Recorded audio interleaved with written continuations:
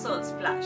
So here we come with a kindness jar, a successful parenting tip for the positive reinforcement to develop the empathy and compassion in your children. Sit with them, enjoy with them and create this act of kindness cards.